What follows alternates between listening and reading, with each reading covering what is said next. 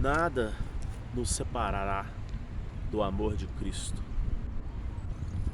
Uma vez que realmente chegamos a Ele, né? Pelo amor, por Ele ter nos amado primeiro, como Pedro, né? Que teve esse segundo encontro com Ele. Não aquele primeiro, pelo que Ele podia oferecer, mas o segundo. O segundo, o reconhecer o amor dele, o verdadeiro amor. Em Atos 12, continuando o estudo, né? Diz sobre Herodes que persegue Tiago e a Pedro, né? No capítulo 12, do 1 ao 8, diz que por aquele tempo mandou o rei Herodes prender alguns da igreja para o maltratar, fazendo passar a fio da espada Tiago, irmão de João. Vendo ser isto agradável aos judeus, prosseguiu, prendendo também a Pedro, e era os dias dos pães asmos. Tendo feito prender, lançou-o no cárcere, entregando 4 escoltas de 4 soldados cada uma para o guardar. Pedro, porém, estava guardado no cárcere.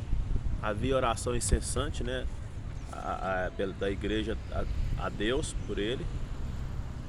E quando Herodes estava para apresentá-lo, né, Pedro dormia entre 2 soldados, e eis, porém, que sobreveio um anjo do Senhor, e uma luz iluminou a prisão, e despertando Pedro, disse a ele, né, levanta depressa, cinja a calça, a sandália, põe a capa e segue.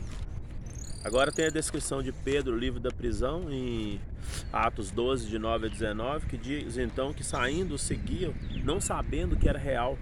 Ele ainda estava ainda sem saber, né? Depois de terem passado a primeira, a segunda sentinela, saindo, enveredaram por uma rua, e logo diante do anjo apartou dele. Então Pedro, caindo em si, disse, agora sei que é verdade. O Senhor, através dos seus anjos, livrou da mão de Herodes. E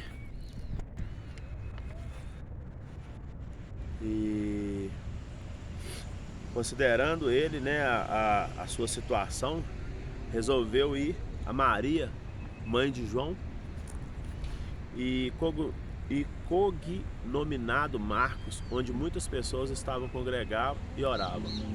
Quando bateu, reconheceram a sua voz, né, ele junto do portão, porém nem acreditaram, né? E só depois dele realmente entrar e pedir eles para fazendo o sinal, né, para eles se calarem, eles acreditaram que realmente era ele. E Herodes, tendo procurado, submeteu aos sentinelas a inquérito, ordenou que fossem justificados, né, justiçados, né. E Pedro, é interessante percebermos que uma coisa curiosa, né? É interessante percebermos que Pedro, ele foi tirado da cadeia. E por que, por exemplo, João Batista foi pedido a cabeça dele e Deus permitiu, né, que fosse até o fim? Mesmo aqui relatou, né, que no início aqui, dizendo que Tiago, né, irmão de João, foi passado a fio da espada. E aí nós indagamos por que às vezes Deus, né, ele livra uns e outros não. Então é interessante percebermos que ele tem um plano dele, um plano maior. Ele não tem um plano pro Ronaldo, ele tem um plano dele, e o Ronaldo pode fazer parte desse plano ou não, né? Mas seria muita supremacia da nossa parte, né, achar que ele tem um plano para nós. Ele tinha um plano para o ser humano no princípio, e ao desobedecer, todos ficaram entregues à sua própria sorte. E hoje ele tem um plano, né, como nós vamos ver aqui, da salvação. E esse plano, ele é um plano dele, um plano maior. E você pode fazer parte, né, desse plano. Você pode ser uma das pessoas que ele conta dentro desse plano dele. E depois nós vemos ainda, né, sobre a morte de Herodes, em 20 a 25, fechando o capítulo 12, né? Ora, havia sérias divergências entre Herodes, o habitante de Tiro e de Sidom. Porém, estes de comum acordo apresentaram a ele, depois de alcançar o favor de Blasto, camarista do rei, pediram reconciliação, porque a sua terra se abastecia do país do rei. Em dia designado, Herodes, vestido de traje real, sentado no trono, dirigiu as palavras ao povo, clamava em voz de um Deus e não de um homem. No mesmo instante, o anjo do Senhor feriu por ele, não haver dado glória a Deus, e com medo de vermes expirou. Entretanto, a palavra do Senhor crescia, multiplicava. Barnabé e Saulo cumpria a sua missão, e voltando a Jerusalém, levaram também consigo a João, apelidado de Marcos. E é interessante nós percebermos aqui, né, que ele fez o que Herodes, né, se cumprisse. Por que não outros líderes? Ele não fez o mesmo. Então é um plano dele, um plano maior, um mistério, né? A nós não nos cabe, né, tentar entender isso, mas saber que ele faz todas as coisas, né? E é tudo por ele e para ele. Amém?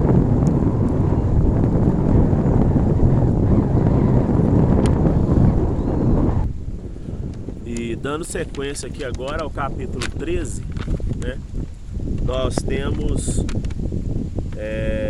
Barnabé e Saulo, né? A primeira viagem missionária. Então, no capítulo 13, de 1 a 3, diz que havia na igreja de Antioquia profetas e mestres: Barnabé, Simeão, o sobrenome Níger, Lúcio de Cirene, Manaém, Golaço de Herodes, o tetrarca e Saulo. E servindo eles ao Senhor, jejuando, disse o Espírito Santo: separai-me agora Barnabé e Saulo para a obra que os tenho chamado. Eles tinham, né, um propósito para eles, um plano, né, dele, aonde eles estavam engajados. Então, novamente, nós vemos, né, o Senhor com seus planos, né, e quem somos nós para tentar entender. E Elimas, o mágico, é descrito aqui em Atos 13, de 4 a 12, né? É interessante que sempre tem, né, os charlatões. E Elimas era um mágico, né? E enviado, pois, o Espírito Santo, desceram a Seleucia e dali, né, navegaram para Chipre. Chegaram a Salamina, anunciaram a palavra de Deus na sinagoga judaica. Tinha também João como auxiliar. Havendo atravessado toda a ilha até Pafos, encontraram certo judeu, mágico, falso profeta de nome Bar-Jesus, o qual estava com o precursor Sérgio Paulo, que era homem inteligente. Este, tendo chamado Barnabé e Saulo, diligenciavam para ouvir a palavra de Deus. Mas opunha-lhes Elimas, o mágico, porque assim se interpretava o seu nome, procurando afastar da fé o procursor. Todavia Saulo, também chamado de Paulo, cheio do Espírito, fixando ele nos olhos, disse: ó filho do diabo, cheio de todo engano e toda malícia, inimigo de toda justiça, não cessará de perverter os retos caminhos do Senhor. Pois agora eis aí sobre ti a mão do Senhor, e ficará cego, não vendo o sol, sobre ele névoa e escuridão.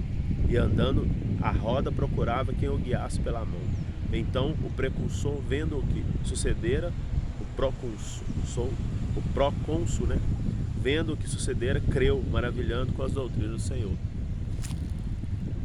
João Marcos volta para Jerusalém, que é narrado em Atos 13, de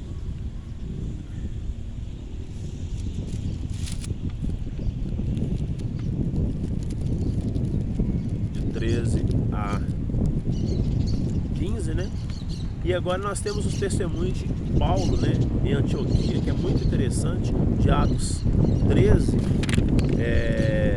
do 16 ao 41. O testemunho de Paulo, ele fala, né, sobre o povo de Israel, toda a passagem, né, pelo êxodo, pelo deserto, depois os reis, até o profeta Samuel, Depois o povo escolheu, né, o rei Saul. E aqui ele vai discriminando, né, todos os acontecimentos até vir Davi, né, filho de Jessé, homem segundo o coração de Deus, né?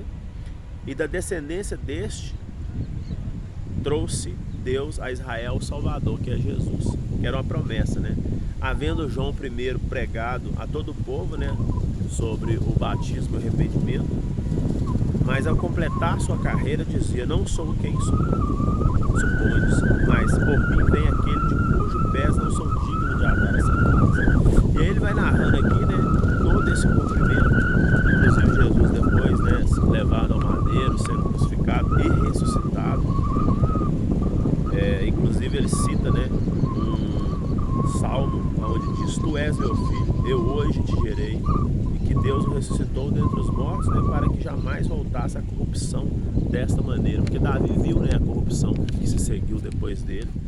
E na verdade só através de Jesus, né, pôde-se haver, né, a justificação de todos nós perante o Pai, né, através de Cristo. E depois nós temos os estados a pregar no sábado seguinte, né? Paulo é dito para ele, né, o desejo de que ele pregasse essa mesma palavra que ele pregou, dando, né, essa visão de tudo que sucedeu. Quer dizer, ali no deserto, o povo sendo admoestado, depois veio o sacerdócio, né? O sacerdote, eles com o sangue dos animais, eles cobriam o pecado, né, do povo. Depois vem os reis, depois vem os profetas, vem o rei Saul. O povo entra em Canaã, né, depois de conquistar, e aí vem o rei, os filhos do rei Saul também. E todos eles, inclusive depois, todos os filhos de Davi, né, e até Davi vem a ser rei, mas também acaba, vamos dizer, né, o homem é falho. E aí Jesus já prediz lá em Isaías, por exemplo, o profeta Isaías já prediz isso sobre o Messias. E o Messias vem porque chega um momento que Israel ele começa a se sentir melhor do que os outros, né? Por ser um povo, uma nação eleita para ser sacerdote do mundo. Eles imaginavam que eles eram melhores do que os outros. E esse é um dos problemas que a gente vê nos dias de hoje. Você não é melhor que ninguém. Você tem uma responsabilidade, que é um sacerdócio, né, de levar o evangelho, que é esse evangelho do amor. É esse evangelho do manual de um pai, né, que quer que o filho seja bem sucedido. E não que ele é escolhido para ser melhor do que os outros. E inclusive Paulo e Barnabé vão para os gentios aqui, finalizando o capítulo 3, diz que no sábado seguinte, né, justamente no sábado, afluía quase toda a cidade para ouvir a palavra de Deus. Mas olha só, os judeus, né, que eram da Judéia, vendo as multidões, tomaram-se de inveja, né, e blasfemando contradiziam o que Paulo falava.